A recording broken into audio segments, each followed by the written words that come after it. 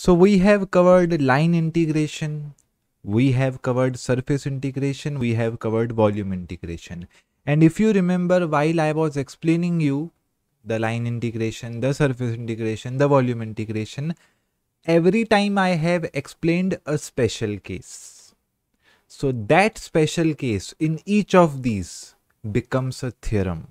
So we have a theorem on gradients, we have a theorem on divergence, we have a theorem on curls based on the line integration, surface integration and the volume integration. If you remember, while explaining the line integration, we had come across a type of function which was completely independent of the path. If you remember, link is in the description, you can watch them. While defining surface integration, there was a function which was only dependent on the boundary rather than being dependent on the surface. Okay, rather than being dependent on the surface. That is again a theorem. In volume integration, we had come across such a function which depend on the surface instead of depending the volume. So we have three theorems. Okay, that each special case now is a generalized theorem.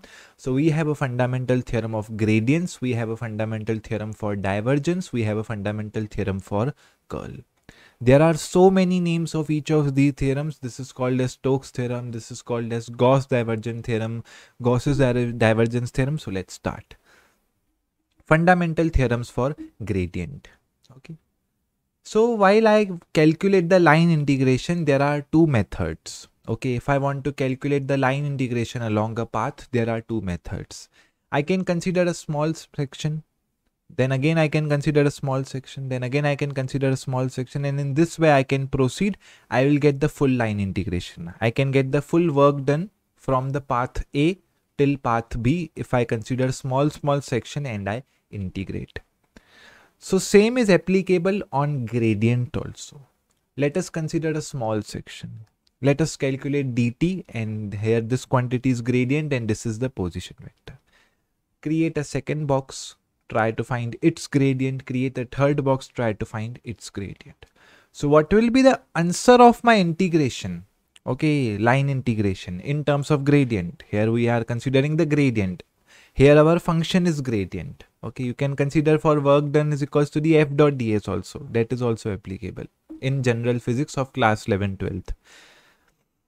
The answer of this integration comes to be t of b minus t of a. That essentially means that our integration directly depends upon the value at the final point minus the value at the initial point. That is the statement of this theorem. Okay, that is the statement of this theorem. I will not define the statement in the bookish language because I will go for the meaning. So what is the statement of the theorem? So this is a temple of India. So if you want to calculate the height of this temple, what will you do? You can take a scale, you can measure reading here, you can climb the temple upward, you can take a scale reading, measure the reading here, you can measure the reading here, measure the reading here, and in this way you can measure the reading till top and you can tell me that this is the total. So this is what is the left hand side of the equation. This is what is the left hand side of the equation. You measure the reading here, suppose it is 180 centimeter from ground. You directly measure the top point, suppose it is 1800 centimeter from the ground. You take the subtraction of both, you tell me this is the total height. That is also fine. So that is the right hand side of this equation. So that's all what is the meaning of this thing. So let us see corollary. There are two corollaries. Gradients have a special property. Remember this line. Gradients have a special property that their line integrals are independent. So inside an integration from A to B, whenever you have anything gradient or you have any function whose you have to gradient, you have to calculate. So whenever there is a gradient, line integration will be path independent. So this is the important property, note it down. Whenever you have a gradient, its line integration will be path independent. So basically corollary 1 is the same, that this is independent of the path taken from A to B. Corollary 2 says that the closed surface integration of any gradient is equals to the 0. Why? Because the beginning point and the ending point will be same. For example, if I say this is my a to b, del t dot dl is equals to the t of b minus t of a. Suppose I start from this point and I come towards this point. So this will be equal to this, right? So both will become 0, and that is what is the corollary. That's it. That was all about the fundamental theorem on gradients. Let us see a short numerical on this. I have covered the same numerical, a similar numerical previously in the lecture, but let us see in short. So suppose I have been provided with a function which is xy square, and I have to take a point which is on origin, say 0, 0, 0, and there is a point which is 2, 1, 0. Okay. Now I have to find the gradient here. Okay, I have to check the fundamental theorem of gradient by considering two pathways. First is I have to go from this path to this path. Second is I have to directly go from this path. So let us split this numerical. Let us try to calculate the gradient in this section now. Okay. So if I draw this line, what is the value of y here? So you can clearly see this line is at the origin. So y coordinate is equals to the 0. If y coordinate is 0, then definitely my dy becomes 0. But I can clearly see my x is changing from 0 till 2.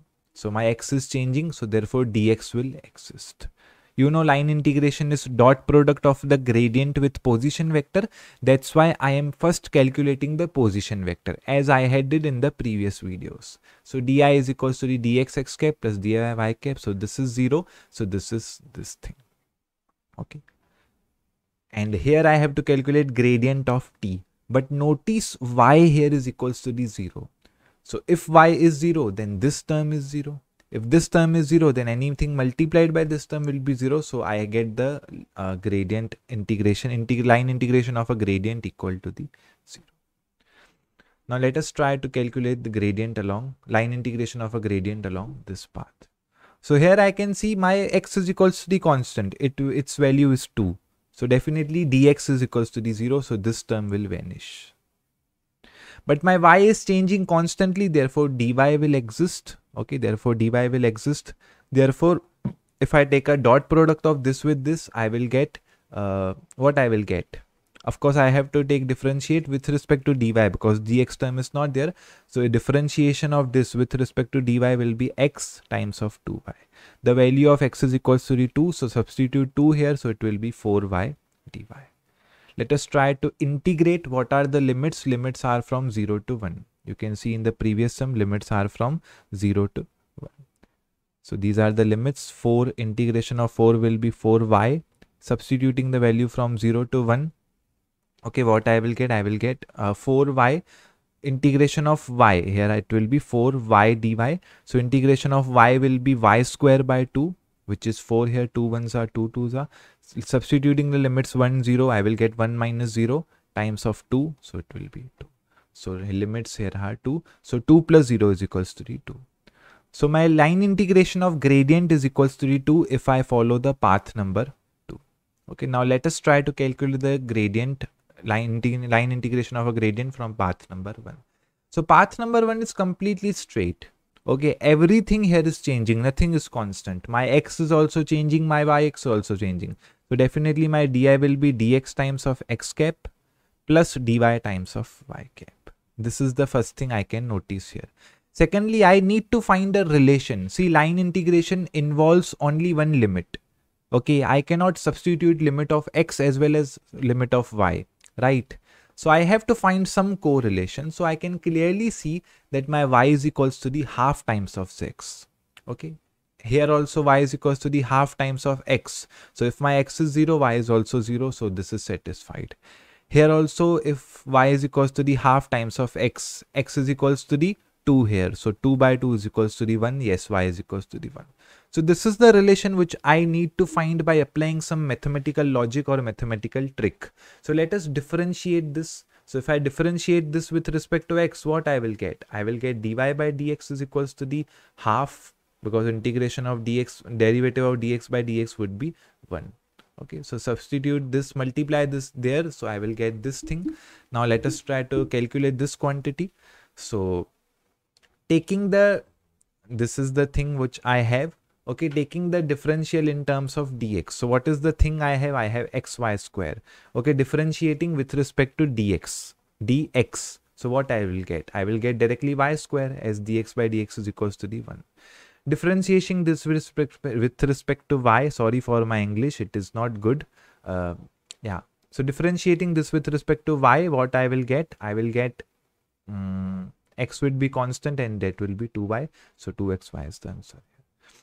So again, let us substitute the value of dy is equals to this thing in this equation. So I will get this as dx. So now I can substitute the limits of x. My x varies from 0 to 2. So let us substitute the limits. 3 by 4 will come out. Integration of x square will be x cube by 3. 3 will get cancelled. Substituting the limits in x cube. So 2 ka cube 8 minus 0 by 4. 4 ones are 4 twos are 2 is the answer. So clearly you can see whether I go this path, whether I go that path. If I have a gradient inside the line integration, my answer will not depend upon, it is del t, my answer will not depend upon the path, it will be path independent. And that is what all you need to know about the fundamental theorem of gradient. See you in the next video. Okay, see you in the next video we have covered till now. Don't forget to share these videos in your class groups. Bye bye.